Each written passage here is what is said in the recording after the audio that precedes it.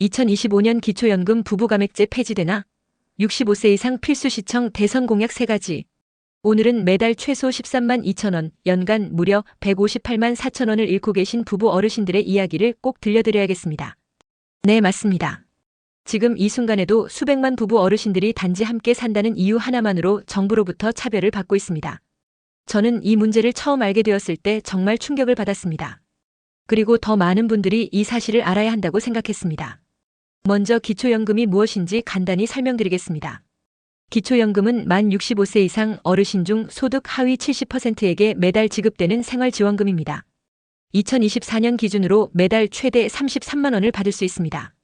그런데 여기에 숨겨진 함정이 있습니다. 바로 부부감액제라는 제도입니다. 부부가 모두 기초연금을 받을 자격이 있어도 함께 신청하면 각각 20%씩 감액됩니다. 즉, 한 사람당 33만 원이 아니라 26만 4천 원밖에 받지 못하는 것입니다. 제 이웃인 최영수 할아버지와 김순자 할머니 부부의 사례를 들려드리겠습니다. 이 부부는 평생 작은 구멍가게를 운영하며 성실하게 살아왔습니다. 자녀 3명을 모두 대학까지 보냈고 이제야 노후를 맞이했습니다. 기초연금 신청 자격이 되어 기뻐했지만 막상 받아보니 예상보다 훨씬 적은 금액에 당황했습니다.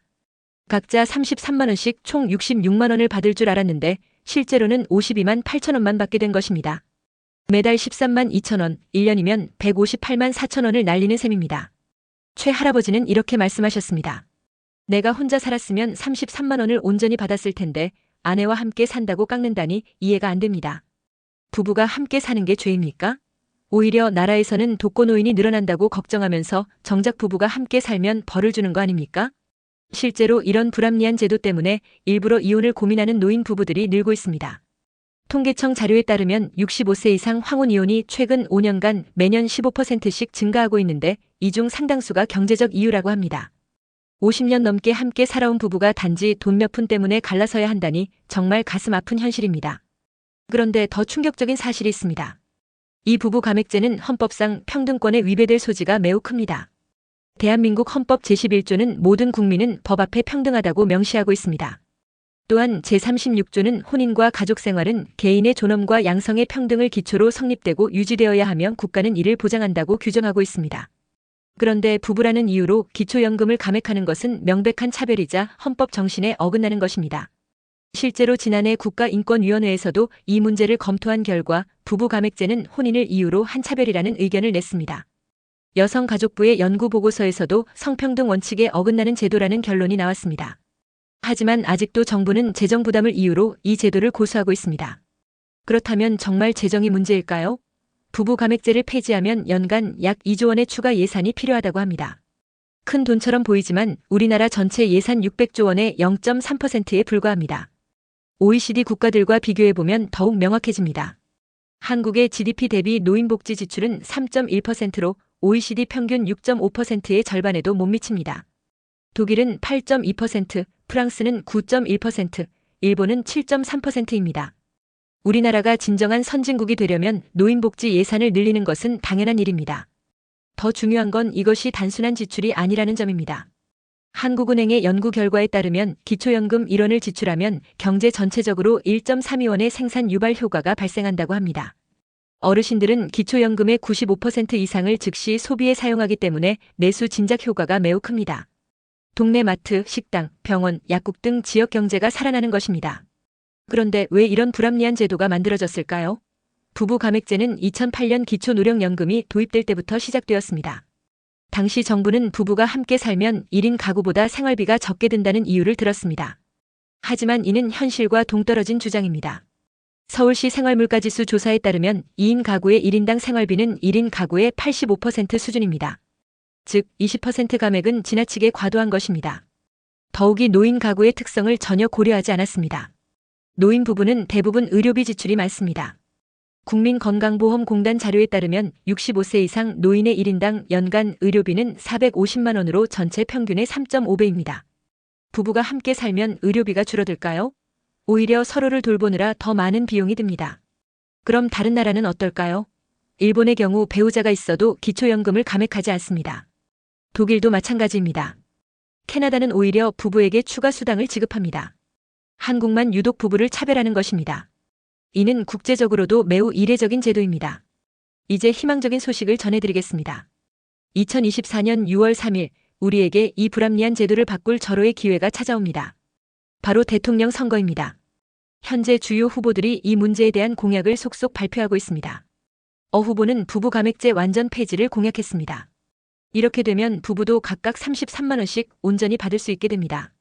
비 후보는 감액률을 20%에서 10%로 축소하겠다고 했습니다. 절충안이지만 현재보다는 나은 방안입니다. 시 후보는 기초연금을 40만 원으로 인상하면서 부부 감액제는 유지하겠다고 발표했습니다. 어떤 공약이 가장 좋을까요?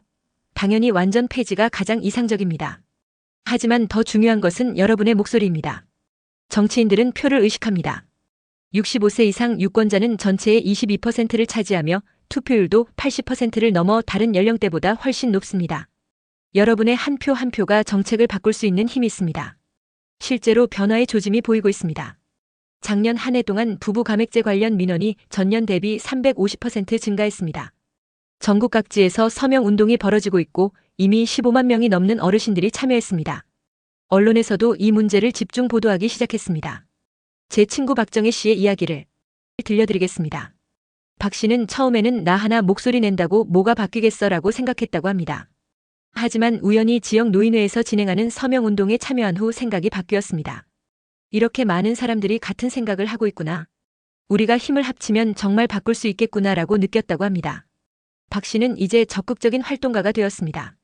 주변 이웃들에게 이 문제를 알리고 SNS에도 글을 올립니다.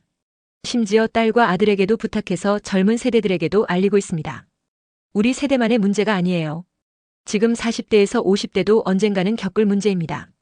모두가 관심을 가져야 해요라고 말합니다. 실제로 최근 여론조사 결과가 이를 뒷받침합니다. KBS가 실시한 조사에서 전 연령대의 73%가 부부 감액제 폐지에 찬성했습니다. 특히 40대에서 50대의 찬성률이 78%로 가장 높았습니다. 이들은 머지않아 자신들도 겪을 문제라고 인식하고 있는 것입니다. 그렇다면 구체적으로 무엇을 해야 할까요? 지금부터 제가 단계별로 알려드리겠습니다. 첫 번째, 온라인 청원에 참여하세요.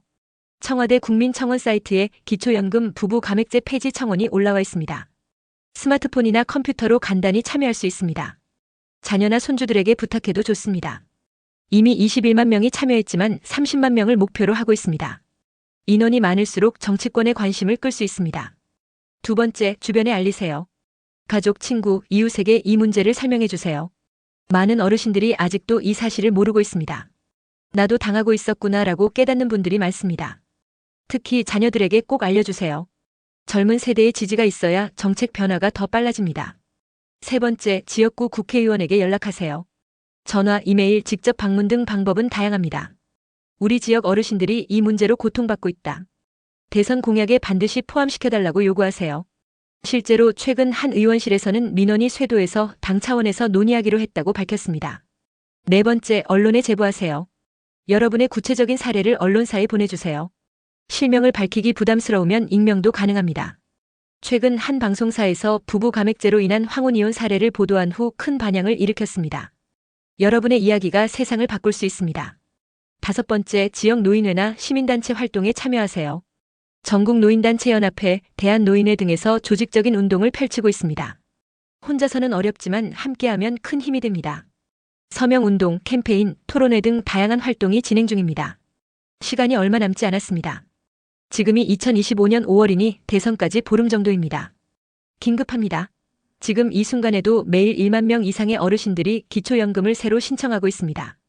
이들 모두가 부부 감액제의 피해자가 되고 있습니다. 하루가 늦어질수록 피해자는 늘어납니다. 우리가 지금 행동하지 않으면 앞으로 또 5년을 기다려야 합니다. 희소성도 있습니다. 이번 대선은 노인 인구가 전체 유권자의 22%를 넘어선 첫 번째 선거입니다. 정치인들이 노인표를 무시할 수 없는 상황입니다. 이런 기회는 다시 오지 않을 수 있습니다. 지금이 아니면 언제 우리 목소리를 낼 수 있겠습니까? 사회적 증거도 충분합니다. 이미 서울시와 경기도는 자체 예산으로 부부 감액분의 일부를 보전해주고 있습니다. 부산시, 대구시도 검토 중입니다. 지방정부가 먼저 움직이고 있는 것입니다. 학계에서도 목소리를 내고 있습니다. 서울대 사회복지학과 김 교수는 부부 감액제는 시대착 오적 제도라고 비판했습니다. 무엇보다 이 문제는 단순한 돈의 문제가 아닙니다. 우리 사회가 노인을 어떻게 대우하는가의 문제입니다. 부부가 함께 늙어가는 것이 벌을 받을 일입니까? 오히려 축복받아야 할 일 아닙니까? 평생 자녀를 키우고 나라에 헌신한 어르신들이 최소한의 존엄을 지킬 수 있도록 해야 합니다. 저는 최근 제 어머니와 아버지를 배웠습니다. 두 분은 70년 넘게 함께 사셨습니다. 6.25 전쟁도 함께 겪었고 IMF도 함께 이겨냈습니다. 그런데 이제 와서 함께 산다는 이유로 정부 지원금을 깎인다니 어머니는 나라가 우리 보고 갈라서라는 거냐며 눈물을 흘리셨습니다. 이것은 우리 부모님만의 이야기가 아닙니다. 전국 300만 노인 부부의 이야기입니다. 그리고 머지않아 우리 모두의 이야기가 될 것입니다. 지금 50대인 분들도 15년 후면 같은 상황에 처하게 됩니다. 40대는 25년 후입니다. 이 문제를 해결하는 것은 미래의 우리 자신을 위한 일이기도 합니다.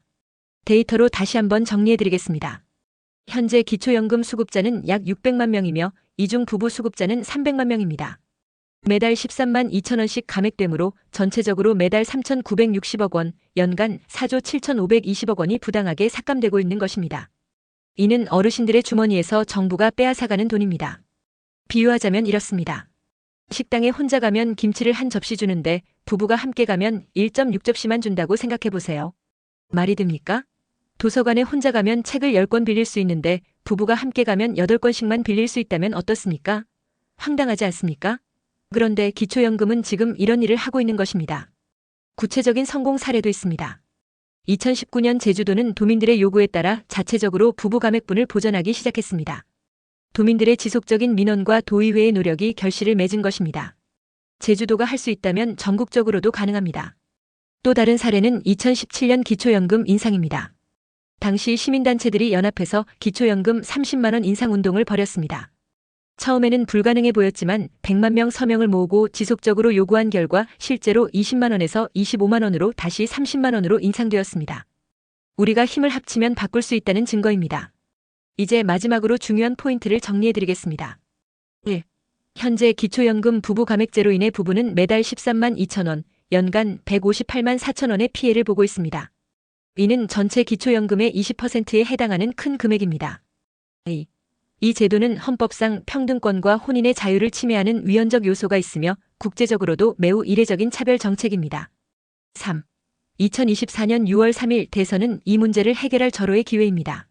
주요 후보들이 관련 공약을 발표하고 있으며 시민들의 요구가 커질수록 더 전향적인 정책이 나올 수 있습니다. 4. 지금부터 3월 말까지가 정책 변화를 이끌어낼 수 있는 골든타임입니다. 4월 이후에는 공약이 확정되어 바꾸기 어려워집니다. 5. 온라인 청원 참여, 주변 알리기, 정치인 접촉, 언론 제보, 시민단체 활동 참여 등 다양한 방법으로 여러분의 목소리를 낼 수 있습니다. 6. 이미 지방자치단체들이 자체적으로 해결책을 모색하고 있으며 여론조사에서도 국민 대다수가 부부감액제 폐지를 지지하고 있습니다. 7. 이는 단순히 현재 노인들만의 문제가 아니라 모든 세대의 미래 문제입니다. 40대에서 50대도 머지않아 같은 상황에 직면하게 됩니다. 8. 부부 감액제 폐지에 필요한 예산은 연 2조 원으로 전체 국가 예산의 0.3%에 불과하며 경제적 파급 효과를 고려하면 오히려 이익입니다. 9. 다른 선진국들은 부부 감액제가 없으며 오히려 부부에게 추가 지원을 하는 나라도 있습니다. 한국만의 후진적 제도입니다. 10. 이는 궁극적으로 노인의 존엄성과 부부의 가치를 인정하는 문제입니다. 함께 늙어가는 것이 벌받을 일이 아니라 축복받을 일이 되어야 합니다. 여러분, 지금이 바로 행동할 때입니다.